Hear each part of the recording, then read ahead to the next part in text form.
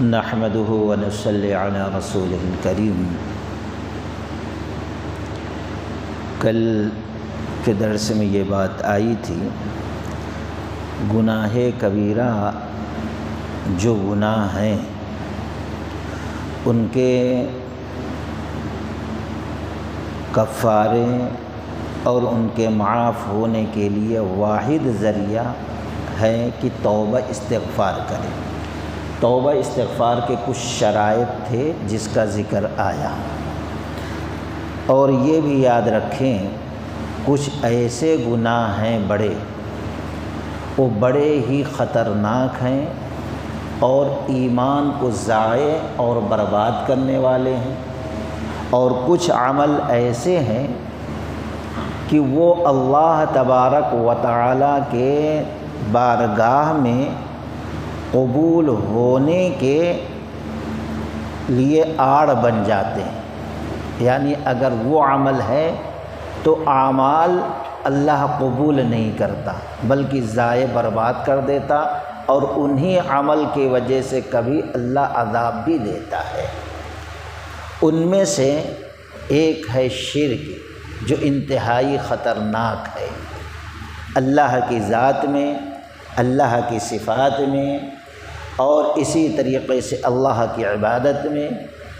کسی حساب سے اگر ہم شرک کرتے ہیں تو کسی بھی حالت میں نہ قبول ہوتا ہے، اور پھر وہ چیز ہمارے لیے ہلاکت بربادی کا ذریعہ بنتا ہے۔ سورہ انعام کے اندر اللہ تعالیٰ نے ایک نہیں، دو نہیں، 18 نبیوں کا نام لیا، 18 نبیوں کا، اور 18 نبیوں کا نام لینے کے بعد کا وَلَوْ أَشْرَكُوا لَحَبِطَ عَنْهُمْ مَا كَانُوا يَعْمَلُونَ، یہ لوگ بھی اگر شرک کرتے تو اللہ تبارک و تعالی ان کے اعمال بھی برباد کر دیتا۔ کوئی عمل، کوئی عبادت اللہ قبول نہیں کرتا۔ اور سورہ زمر میں رسول اللہ صلی اللہ علیہ وسلم کو اللہ تعالیٰ وارننگ دیتے ہوئے کہا وَلَقَدْ أُوحِيَ إِلَيْكَ وَإِلَى الَّذِينَ مِن قَبْلِكَ، اے نبی آپ کو بھی وحی کی جا رہی، اور آپ سے پہلے جتنے انبیاء رسول آئے ان کی طرف بھی یہی وحی بھیجی گئی۔ وَلَقَدْ أُوحِيَ إِلَيْكَ وَإِلَى الَّذِينَ مِن قَبْلِكَ لَئِنْ أَشْرَكْتَ لَيَحْبَطَنَّ عَمَلُكَ وَلَتَكُونَنَّ مِنَ الْخَاسِرِينَ۔ لئن اشرکتا، اگر آپ بھی شرک کریں گے، لَيَحْبَطَنَّ عَمَلُكَ، آپ کی ساری نیکیاں برباد کر دی جائیں گے، لَنَكُونَنَّ مِنَ الْخَاسِرِينَ، اور آپ بھی نقصان اٹھانے والے، تباہ ہونے والے، برباد ہونے والوں میں شامل ہو جائیں گے۔ تو خیر، جب بڑے بڑے انبیاء کا نام لے کر اللہ نے وارننگ دی، اگر یہ برائی آپ میں پائی گئی، ویسا ہو نہیں سکتا، لیکن ہمارے آپ کے جیسے لوگوں کے ذہنوں کو اللہ کھولنے کے لیے بیان فرمائے۔ انبیاء اور رسول نہیں بچ سکتے تو تمہارا پھر کیا معاملہ ہے؟ تو شرک جس میں پایا جائے، ایسے اعمال، ایسے عقیدے سے اپنی ایمان کی حفاظت کرنا چاہیے۔ نمبر 2، رسول اللہ صلی اللہ علیہ وسلم کی سنت کی مخالفت۔ ہم کوئی عمل ایسا کر رہے ہیں اللہ کی رضا کے لیے، لیکن وہ عمل اللہ کے حکم سے اللہ کی رضا کے لیے کر رہے ہیں، لیکن رسول کے طریقے کو چھوڑ کر غیر کا طریقہ جو اس نے ایجاد کیا ہے اس طریقے کے مطابق عمل کرتے ہیں، تو اللہ تعالی ہمارے وہ عمل کو بھی قبول نہیں کرتا، بلکہ عذاب کا، مصیبت کا، فتنے کا ذریعہ بنا دیتا ہے۔ جیسے سورہ نور کے اندر اللہ نے فرمایا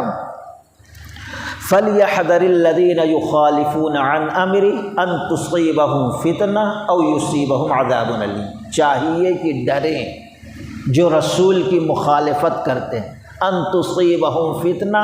یہ کہ کوئی فتنے میں وہ ملوث نہ ہو جائیں۔ یہاں فتنے سے مراد شرک ہے۔ ظاہر بات ہے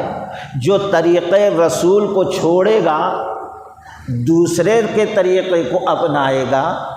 تو گویا وہ ایک نہ ایک دن ضرور فتنے کے اندر، شرک کے اندر ملوث ہو جائے گا۔ او یصیبہم عذاب علیم، یا کہ ان کے اوپر کوئی دردناک عذاب پہنچ جائے گا۔ آج جو بہت ساری مصیبتیں، پریشانیاں، آفات آ رہی ہیں، ان میں جو دوسرے اسباب ہیں، اس میں ایک سبب رسول کی مخالفت بھی ہے۔ اسی طریقے سے بارہا آپ حدیث سنتے ہوں گے بخاری کی،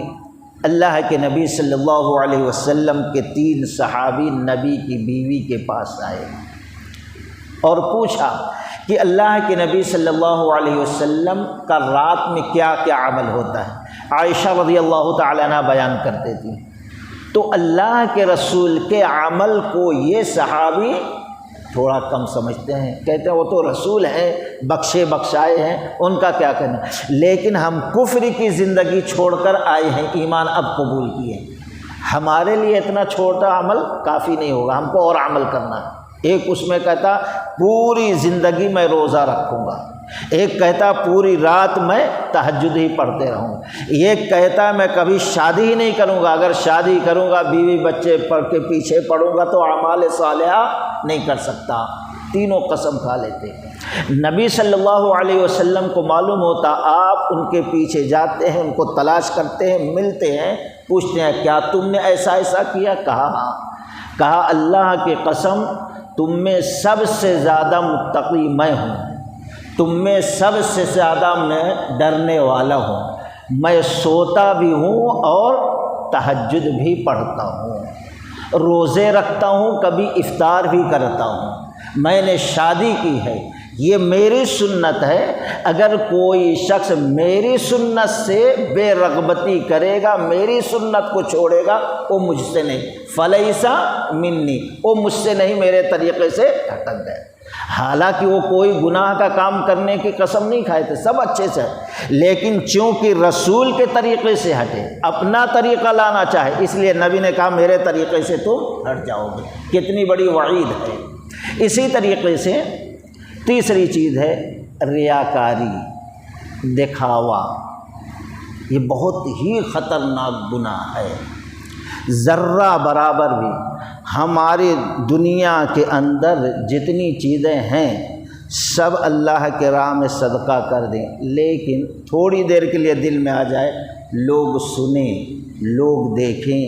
لوگ بولیں کتنا بڑا سخی ہے، دیکھو غریب کی مدد کیا، وہ مسجد بنوا دیا، وہ مدرسے کا پورا خرچہ برداشت کر، تھوڑی دیر کے لیے آ گئے تو اللہ کی قسم پورے اعمال برباد ہو جاتے ہیں۔ چنانچہ قرآن کی 3 آیتیں 3 طریقے سے مثال دی، اس میں سے ایک فَمَثَلُهُ كَمَثَلِ صَفْوَانٍ عَلَيْهِ تُرَابٌ فَأَصَابَهُ وَابِلٌ فَتَرَكَهُ صَلَّى لَا يَقْدِرُونَ عَلَى شَيْءٍ مِّمَّا كَسَبُوا وَاللَّهُ لَا يَهْدِي الْقَوْمَ الْكَافِرِينَ۔ سورہ بقرہ اللہ تعالیٰ نے مثال دی، فَمَثَلُهُ كَمَثَلِ صَفْوَانٍ، جو شخص دکھاوے کے لیے کوئی اچھا کام کرتا، اس کی مثال ایسی ہے جیسے ایک پتھر بڑی چٹان ہو، ہوائیں جب چلتی ہیں تو اس پر تھوڑی دھول مٹی جم جاتی ہے، دیواروں پہ ہم دیکھتے ہیں، کوئی یہ سوچے یہ مٹی ہے، اس پر ہم تھوڑا اناج ڈالیں گے تو اگ جائے گا، پودا لگائیں گے تو اگ جائے گا، جھاڑ لگائیں گے تو اگے گا، ڈال دیا،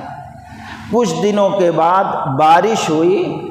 تو ساری مٹی صاف ہو جاتی ہے، نہ وہ اناج رہے گا، نہ وہ پودا رہے گا، کچھ رہے گا۔ تو اسی طریقے سے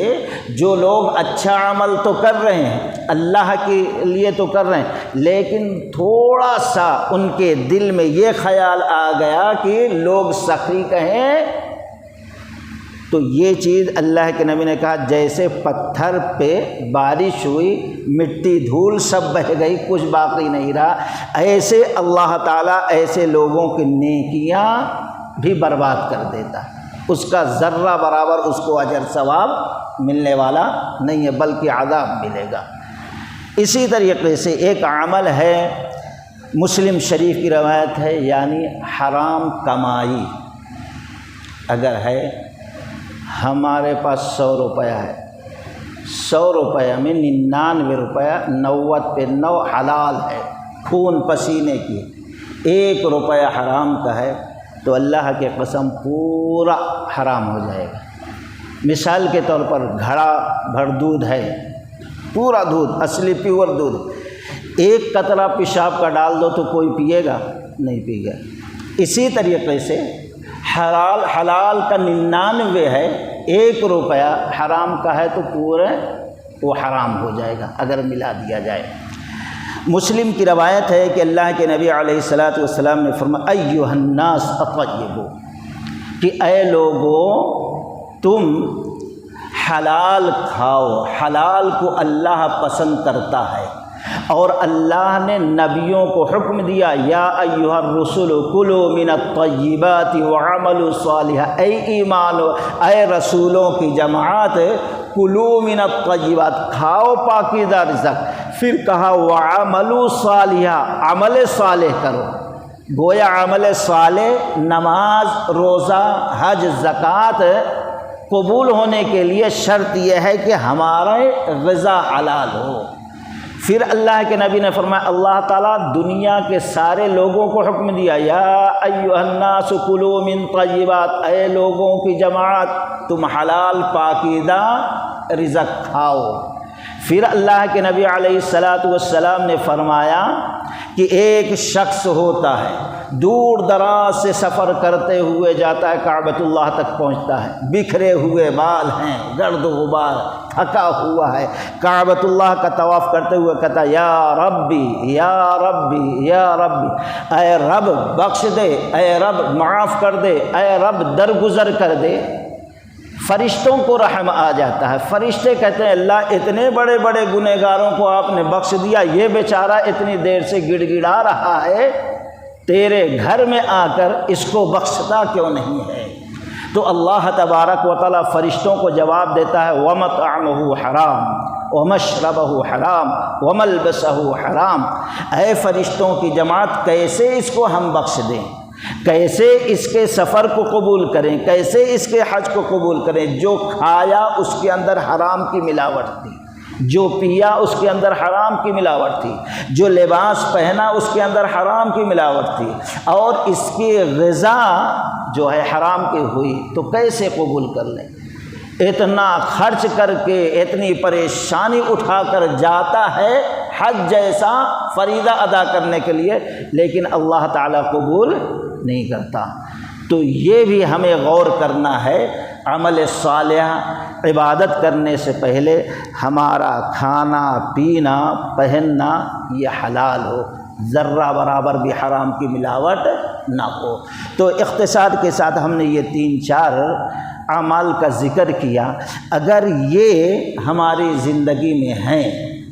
تو بارگاہ الہی میں قبول ہونے کے آڑ بن جاتے ہیں، اعمال صالحہ قبول نہیں ہونے دیتے۔ اس لیے ہم کوشش کریں ایسے بدترین خطرناک انتہائی برے گناہوں سے ہم اپنے ایمان کو اپنی زندگی کو بچائیں۔ اللہ تعالیٰ سے دعا ہے کہ اللہ تعالیٰ ہم تمام لوگوں کو قرآن و سنت کے مطابق اعمال صالحہ کرنے کی توفیق رفیق عطا فرمائے۔ سبحانک اللہم و بحمدک اشہد